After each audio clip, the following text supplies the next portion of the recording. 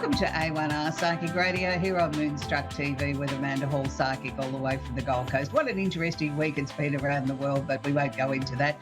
Let's sort of kick the show off with something sort of a little bit more positive and have a little bit of fun in the next half an hour. You know, like the world's so serious that sometimes I think we need to just take a little break from reality and just sort of kick back and sort of enjoy ourselves and give ourselves a little bit of self-attention. And that's what I see these shows are about. It's nourishing the soul. You know, we have so many different great presenters here on the network that there's something there for everybody. But the most important thing is it's an opportunity to sort of just chill out, relax, enjoy yourself, and sort of let your soul sort of nourish itself again with some, you know, some really soothing information or some valuable information out of a reading or whatever the case may be. We all need to take a little bit of time out, I think, out of our busy schedules to sort of just allow our souls to just be. So this week, the Simply Tarot card of the week is the Six of Cups. Now, look, this is a really bright, positive sort of card because it's a card that says the happy home and childhood memories. Now, look, there's not too many of us that don't want to live in a happy home or create beautiful memories, whether we're you know, for our children or whether we're grown up and we want to just sort of reflect back on a simpler time in life when things seem to be a lot less complicated and we were carefree and, you know, we had a great time and we played out in the street until dark, until, you know, street lights came on and we knew it was time to go home. I think the world's a very different place today. Children don't have that sort of freedom that we had in our childhood, but it's still, you know, it's their environment, it's their childhood, it's what they're going to remember as they become older people, and they're going to look back at it with fondness as we do too. So it's a beautiful card to come out because it's indicating that everything in the world or everything in your personal world may just be really nice at the moment. You know, like we can really sort of look back and sort of just take a chill pill and just enjoy the environment that's around us at the moment. It's a really, really positive card. And when I see this card come out in a reading, I always sort of smile and think, well, okay, no matter what you've been through, things are going to start to improve now. We're going to start to sort of just exhale and breathe and just be a little bit more relaxed and looking forward to some better times ahead. So it's a very positive card to come out in all these turbulent times around the world. So astrologically, of course, I say every week now it's a big week, and it is a big week, but happy birthday to all the Virgos. The sun's gone into Virgo about 3 days ago, so it's the Virgo time of the year. So what does this mean if you're not a Virgo? It means it's a time of the year where we all should start to sort of really look at our diet and our health and our lifestyle. You know, if you've been putting off going to the doctors or the dentist or having a checkup of some kind, now is the time to start looking at your physical health. Doesn't matter what your star sign is, we all need to take care of our physical health and look at what we're actually putting into our bodies. Look, I'm an advocate of, you know, what you feed your body is what your body will respond to. You know, if you have good nutrition and you look after yourself and you listen to what your body's telling you, then I think you get better longevity out of yourself by doing that. And, you know, a lot of people are very physical fitness fanatics that like to go to the gym or like to go for a walk in the park or whatever the case may be. Whatever your lifestyle is, Virgo is asking you to put it under the microscope. Look at what you can do to improve things in your life. And sometimes it can be just something as simple as changing up from not having as much sugar or carbohydrate in your diet and, you know, adding a little bit more fruit and vegetables or increasing your steps. You know, if you're trying to get physically fit or you're having trouble with your mobility, try and do a little bit more exercise every day, even if it is just walking up and down the hall. You don't need expensive gym equipment, but the Virgo time is asking you to have a good look at what are the things that are important to you and can enhance your lifestyle. So we have Mars, the planet of action, is conjunct or holding hands the moon. Now, Mars is the planet that makes us get out of bed, that gives us our mojo, gives us, you know, the direction that says, right, okay, let's get up off the couch. We've got things to do. With it conjunct or holding hands the moon, this means that emotions are going to be tricky for the next 24 to 48 hours. So be very, very careful of how you handle things emotionally. Yes, the energy is in Libra, so this is going to particularly affect Libra, Aquarius, and Gemini, and the opposite sign of Aries, but it will wash over the remaining 8 signs. So again, I'm going to stress to you, if you have an important conversation or something that you need to talk about, don't let yourself get sort of so wound up that you're going in there like the bull in the china shop. Yes, you might need to get your point across. You might need to get it across with determination or some sort of authoritarian feel to your voice or projection, but you don't need to be bossy. You need to make sure that you do it in a way that you're not ruffling feathers. You're not upsetting people on an emotional level, and then they take absolutely no notice of anything that you might have had to say or things that you're trying to bring in. So be very, very aware of that. For those that are looking for love, Venus has actually moved into Leo. So this is a really interesting placement for Venus because Venus is a little bit of a show off anyway. Naturally, Venus likes the finer things in life and likes things to sort of be beautiful and happy and, sensual and all those sort of things. So it really feels quite comfortable in Leo, even though it's not its own home. It feels comfortable here because the Leo energy is about strut your stuff, do it in a big way. Let's get glammed up. Let's do it in a sparkly, positive, gorgeous sort of way. So if you're seeking love, doesn't matter what your star sign is, make sure that you go to places where you can be seen. Go to the opening night of the latest theatre production, or the opening night of the latest movie, or go to an event where there's lots of people and there's going to be people that are sort of mingling around with cameras and things like that. You don't want to go down to the local sporting match. That's not exactly what I'd term as glamorous. Some people might call it glamorous, but you usually don't get all dolled up or all prettied up to go down to the local baseball match or the local football match or gridiron or league match here in Australia. You tend to go in comfortable clothing to sit in the stands and cheer your team on. So we're looking for sort of more glamorous sort of spots, that if you're looking for love, that's what you need to be looking for. But also be aware that other people might be out just strutting their stuff too, sort of like looking for love, but it's a very superficial way. It's like, look at me, aren't I glamorous, aren't I gorgeous? But I'm not necessarily looking for a relationship. So just err on the side of caution, but make sure that you're out in places where there's crowds of people and people are sort of out having a good time and everybody's there for a purpose.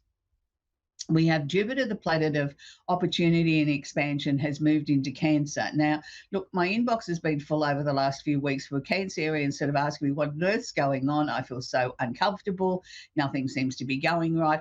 It's because Jupiter here, even though it's a positive sort of energy, is stirring things up. And for Cancers, we know that they like to do things in their own time. They like to do it when it suits them, not necessarily because somebody's pushing and shoving at them from behind. And it's not saying that there can't be great opportunities there. What I'm suggesting for those that are feeling a little bit uncomfortable, particularly the Cancerians, that is just take a chill pill. Like you don't have to do it all today. You don't have to do it all tomorrow. You can spread it out over the next 9 to 12 months. It's just sort of trying to stir the energy up to show you that there's big opportunities out there, and don't sort of get all shy and nervous and whatever and retract into your shell and waste these opportunities that are coming up. If you're feeling uncomfortable, take a step back, take a day off, and come back and look at it again tomorrow. There's big opportunities there connected with work and things like that, and it's really good and it's really positive. So don't waste these things that are coming your way. You've got about another 9-10 months of this energy, so it's just sort of starting to really bed in. So it really is affecting the water signs, which is Cancer, Scorpio, Pisces, and the opposite sign of Capricorn. So it's a really positive, connected time of the year for you. Uranus is the planet of the unusual and unexpected, is sitting in Gemini. Now, anytime we have Uranus in a chart, and Uranus moves very slowly, it takes 84 years to do its circuit of the zodiac. So it's going to sit in Gemini for a very long time, around 7 or 8 years by the time he goes forward and backwards a few times. So the Gemini energy here likes things to be a little bit unpredictable anyway. They're sort of always on the move. They're always looking for something different to do. They don't like to feel too grounded. So they're not going to feel that uncomfortable with the Uranus energy here. The only way that they're going to feel uncomfortable is if Uranus comes along and shakes things up that they weren't expecting, or they didn't anticipate, or they hadn't decided by themselves that this is what they wanted to happen. So you need to be very careful, because Uranus is not that long gone into Gemini. And this is when the biggest momentum, I suppose, of the energy is felt, because after it settles down a little bit, we get a little bit used to it, that we can almost predict it, even though Uranus is very unpredictable, but we don't feel as threatened by the energy. So it's a good time to shake things up, Gemini. And particularly, if you're an air sign, it's Gemini, Libra, and Aquarius, and the opposite sign of Sagittarius. Lots of things can come out of nowhere. And it's a time where, you could be feeling like you're in a rush, and all of a sudden, 3 or 4 job opportunities come on the horizon and you had nothing last week and you were just feeling sort of really flat and really uncomfortable. And so they're the sort of things that can happen. But I must warn you, be very, very careful what you verbalize, what you send out to the universe, because the universe is listening. The universe doesn't have a filter on things and says, oh, they're just in a bad mood today and they don't like the job today, but they really do like it. The universe hears, I hate my job. And that's all the universe hears. And then the universe says, well, I'll get rid of it for you. So you need to be very, very careful in how you're verbalizing things or how you're sending things out to the universe, because the universe is listening. And it's, it's a time when things can happen out of nowhere and it can be very, very, very positive for you. So don't always look at Uranus as being negative. I look at it as like a bolt of lightning striking the ground. It's positive. It clears the air. It moves things along at lightning pace. It moves things along. And sometimes, it may not look like it's for your own good, but it ends up being for your own good. Now, I've had lots of questions this week about the two retrogrades, or the two major retrogrades that are going on at the moment. People sort of get a little bit uncomfortable. They hear of a planet going retrograde and all of a sudden they think the world's going to stop. Well, nothing could be further from the truth. It's like sort of looking at two speeding trains or two trains passing each other. You don't sort of feel as if one's moving and one's going forward and one's going backwards. Well, that's sort of like the energy of how a retrograde works. The planet doesn't physically literally go backwards. It seems to go backwards in the atmosphere, and that's why we call it a retrograde. Now, the first one I'm going to talk about is Saturn. Now, Saturn is retrograde at the moment in Aries. Now, Saturn's just moved into Aries a few months ago, so it's really still trying to find its feet. So a lot of Aries people and a lot of fire sign people, so I'll go through those signs first off. Aries, Leo, Sagittarius, and the opposite sign of Libra have been feeling like that there's been sort of a bit of restriction in their life, as if they've really got to sort of knuckle down, sort things out, get some routines, really become very stable and sort of almost become a grown-up in some cases. It's like, these are the things that I've got to do. But it's also been asking them to do it for themselves. It's a very selfish sort of energy. Sort yourself out first before you can start giving advice or trying to sort other people out. And that's sometimes a little bit difficult for an Aries because they don't like to be told what to do. They certainly don't like restrictions in their life, and they certainly will go out of their way to break any restrictions that are holding them back. So feeling like sort of somebody's telling them what to do or restricting them in some ways makes them feel uncomfortable. Now, this retrograde will change energies at the end of August. So the 31st of August, or August 31, which is only days away, it will move back into Pisces. Now, it's going to stay in Pisces until the end of the year. So this is really, really interesting because it feels sort of like 1 minute we're sort of telling ourselves that we've got to take notice of me, myself, and I. And then the next minute it moves back into Pisces, where it will stay until the end of the year, where it's asking you then to sort of get more into your spiritual side, into your psychic side, into your sort of, understanding the triggers and the things that are happening. And it's sort of like the last little bout of sorting out what we never sorted out while Saturn was in Pisces. So when it moves into Pisces on the 31st, it will then start to affect the water signs, which is Pisces, Cancer, and Scorpio, and the opposite sign of Virgo. So there'll be some adjustments. There'll be things there that still need to be sorted out. There'll be things there that you thought you'd tidied up or sorted through or reorganized your life or looked at things in a much more spiritual way or a much more way of, that you thought you'd enhanced all your capabilities and all the energies of the previous 11 signs, and you thought you were on the right path. It's like a little bit of just going back and having a look in the rear vision mirror and just going tick, tick, tick, hang on a minute, I haven't finished that. Let's address that. Let's sort things out so that we complete everything that Saturn needed to do in Pisces. The other retrograde I want to talk about is Neptune. Now, Neptune's been in Aries and it will be there. It'll be there for a little while, but it's going to move back into Pisces as well, but that won't be till much later in the year, around about October. So let's just focus on Neptune in Aries. And it will be retrograde until December.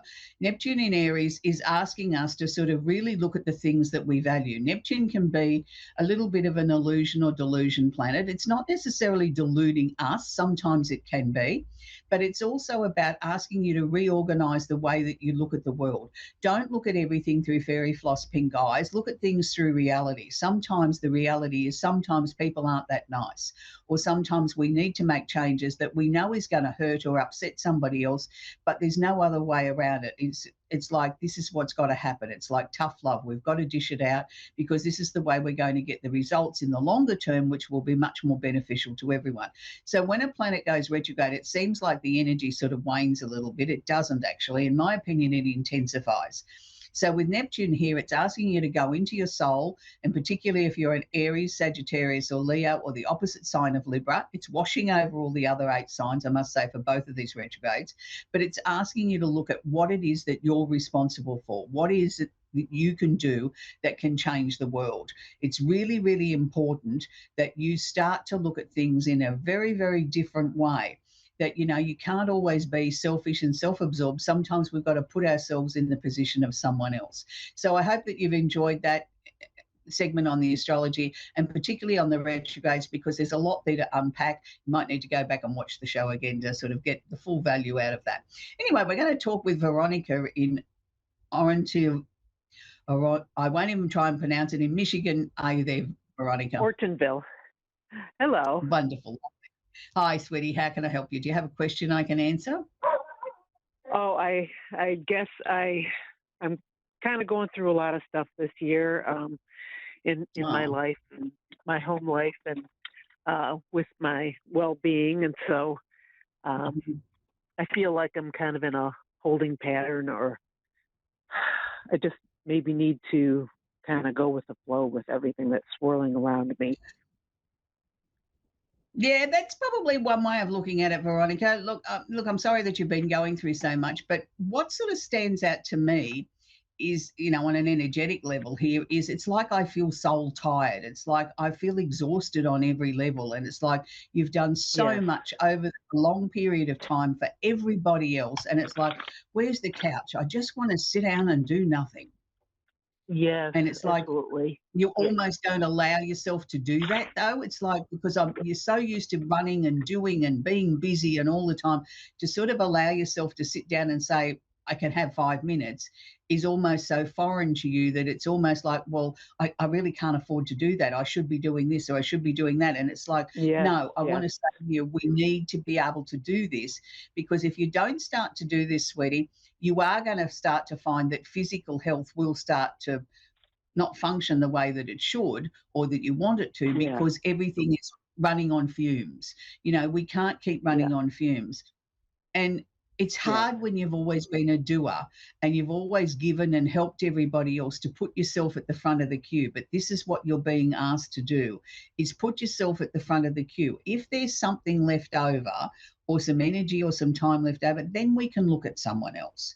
But if you don't put yourself first and look after you, then you can't help anybody else, because there won't be enough of you to go around.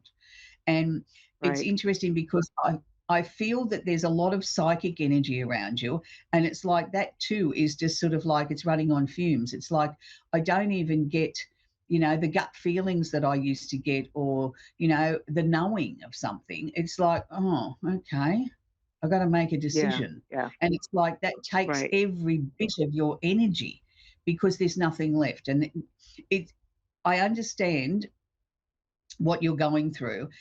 And it's really difficult when you've been such a giver, as I said, to sort of start to put yourself first, because it feels uncomfortable. It feels foreign. It doesn't feel right. It's almost like you feel guilty for giving yourself 5 minutes to sit on the couch. And you've got to got to literally train yourself to do this. It's like we've got to learn a whole new set of skills. And once you start to do it, it will become a little bit easier. But I'm saying it takes time, and it takes a lot of conscious when I had to first start learning this, because I'm like you, I gave to everybody else and never gave to myself. I used to sit there with my timer and put 5 minutes on the timer and make myself sit on the couch.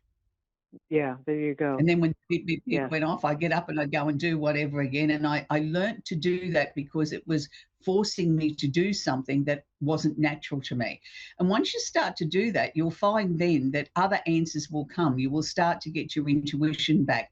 You'll start to get energy back. You'll start to get dreams, all those sort of things.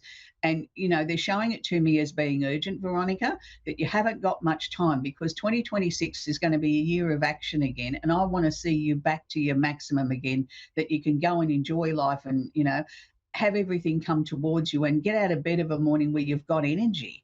And it's like, it doesn't matter what nutrition you're putting into your body at the moment, it's being gobbled up because it's trying to keep you going, and that's what I'm saying. Little pockets, 5 minutes here, 10 minutes there will make a world of difference. And learn to say no without an explanation. The answer is no, I can't do that. I did take some time to sit outside the other day for a few minutes, but we had mold in our house, and so I'm running this whole project, remodeling, and we had to remediate, and I feel like if I don't do this, who's going to do it? So and that wouldn't be helping your health either, with having mold in the house either. All of those things together collectively aren't helping. But, you've got to start doing this, because next year is a year where it's your turn to shine. And I want to see you sort of feeling really well and ready to do so. But I know that good things are coming back towards you. You're on the right path. You're acknowledging what's happening. That's the first step, is acknowledging it. Then the second step is putting it into action. And it is hard. And, you mightn't be able to manage 5 minutes. You might only be able to manage 2 minutes, but that's okay. We can build up to 5. Then we can go to 10. Wow. And that'll be really important. I'm cognizant of that, but I am also concerned about the amount of money that's going out the window with everything that we've had to do this past year. But I know it's, God's got me, and I'm trying to relax and know that it's all gonna work itself out. Yeah, it all will work out in the end, but it's stressful at the time when you're seeing it just disappearing out of your bank account, of course. But no, it's for a better purpose, because once the house is finished and everything's done, then that's something we can cross off the list, and we can focus on other things for next year. Right. Okay, sweetie, that's where we've got to leave it. It's lovely to talk with Veronica. We're going to talk with Suzanne now in Los Angeles in California. Are you there, Suzanne? Hi, thank you so much. I'm fine, thank you. Do you have a question I can answer for you, sweetie? Yeah, it's my birthday, so I'm so grateful. All right, well, happy birthday for them. I have 3 major issues going on. I lost my mom last year, and there were some issues as with my brother, and some issues that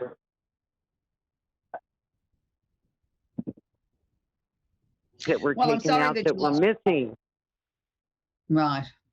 I'm sorry that you lost your mum, Susan. It's always a very difficult time when we have a loss like that. And is your brother deliberately doing these things to sort of stress you out? Because that's what I feel. Well, he brought back some of the things. I've been the one with the advisor. My mom had an advisor of packing up her things, and then there was a huge water leak. But in the meantime, last year I had put and it belonged to my aunt. It's all sentimental. It was a big crystal bowl, or could have, and then my grandmother's had like 2 silver platters. Or there were 3, 2 that were my grandmother's, and one was just an aluminum one. And they were there on a Saturday at 5 o'clock when I left the house. And when I came back, and the only people that had the key to the house was me and my brother. The advisor didn't have a key.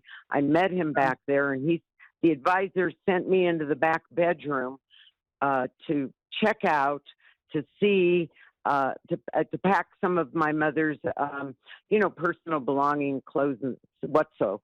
And I was there for like 3 hours. When I came back, I said, "Where's the bowl? Where's the platter?" And he acted very ruffled, like I ruffled his feathers. And he was doing something that in my head, I said, either my brother has it, or the advisor has it, or he called my brother to come and pick it up. And it's made me crazy because I can't figure out which one of those. I don't know if you have any feeling who has it. And an I egg is actually think your missing brother too. got it. I actually feel your brother's what? got it, and he's done it on purpose. Oh, He's he done it because took he the knows. bull and Yeah. he did it to upset me. Yes, exactly. That's why I Is said that he what did it on purpose. Yeah, he did it on purpose to upset you because he knew how important they were to you. It's not that he wants them or he's going to use them. It was just to have one up on you, like, I've got it and you haven't. Well, he has a Let's see what's partner. wrong with this. He has a partner he's been with.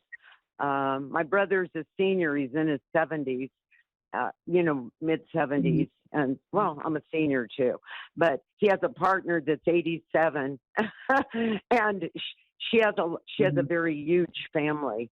So I was thinking he did it for her because everything he set aside is stuff that she would want, but, No, okay. I don't But know. that's not And I'm fair. sure I'm sorry, what? I was going to say that's not fair though, because that was, the female side of your side of the family where it's been passed down from.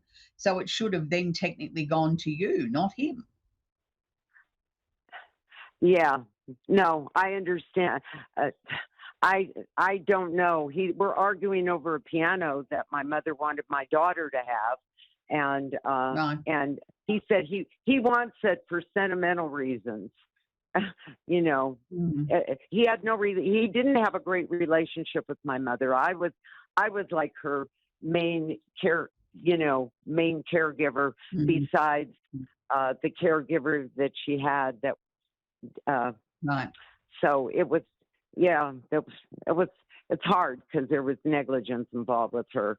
And my mother would have still been here. My mother just passed away at 99 years old. So that was, and the doctor said she was very healthy. But you feel my brother has the bull in the platter? I You do don't feel feel he the has, advisor. and I feel he's done that on purpose because he knows it's going to upset you.